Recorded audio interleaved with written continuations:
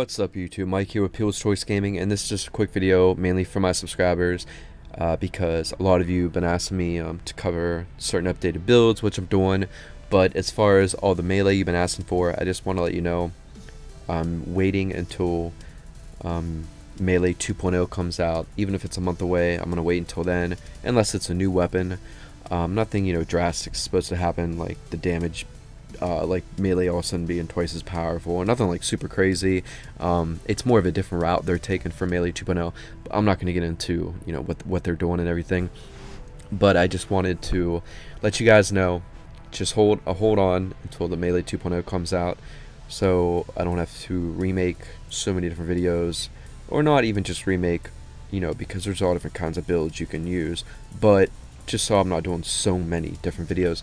So wait for Damage 2.0, or sorry, Melee 2.0 for a lot of the melee weapons that you're still waiting for me to do updated guides on. But really quickly, before I leave, I'll just tell you, what the best ones are. And I split, melee up into melee builds and charge build weapons. And for your best charge build weapons, it's your Galantine and your Orthos Prime. Galantine, highest damage, Orthos Prime, way better range and way faster charge attack, and your Orthos Prime is actually gonna be the best. You're gonna be able to kill the quickest, kill groups the quickest, and move through enemies the quickest, just way faster than the Galantine, up until a certain level. Now, once you get up into the mid 30s or 40s, that point where the Orthos Prime doesn't one-shot anymore, and it takes multiple charge attacks to kill the enemy, but your Galantine is able to one-shot that enemy, that's going to compensate for the Galantine's slower charge attack. And then from then on, that's where the Galantine becomes better, and then the best charge attack weapon. Alright, so it's situational. There is no best. It depends on what you're doing. Now, for melee weapons, best overall melee weapon, it's the Duikers by far. After that, for the tier 1 best melee weapons, you got Dual Cleavers, Dual Zorns, Docker Prime. In order, it'd be Dual Cleaver, Dual Zorn, and then Docker Prime. Now, the Docker Prime, it's not bad. If it had crit, man, it'd be pretty nasty. But it does have a lot higher base damage than most melee, so yes, it's pretty good. The Zorns, lower base damage, but because of the crit and the ridiculous fire rate, puts them in the top tier category. And the Zorn coptering, which is just amazing. And then the Dual Cleavers, which are actually slightly better than the Dual Zorns. You're going to be a little lower in fire rate in the end, but it actually doesn't matter,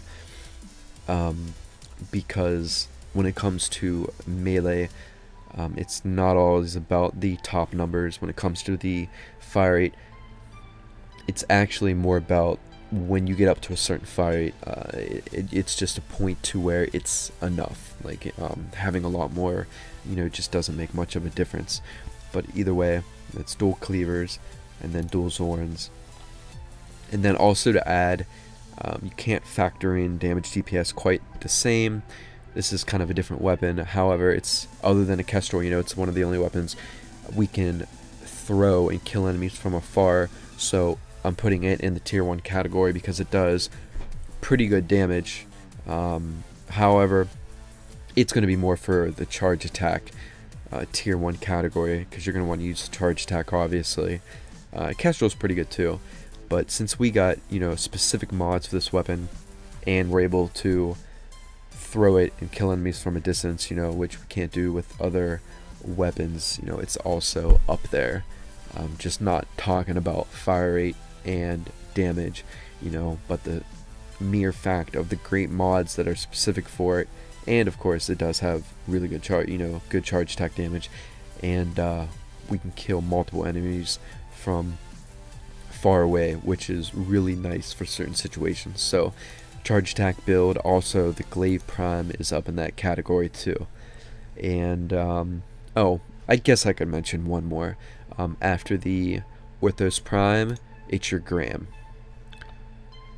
So, and yeah, that's basically it, guys. Obviously, there's some more melee weapons that are still, you know, above average. But like I said, I'm not going to sit here and go through all the melee weapons. I'm just going to tell you the top few for each category. And yeah, please comment, like, subscribe. Just wait. I'll catch you guys in Melee 2.0 with all the updated guides. And yeah, catch you guys later. Peace.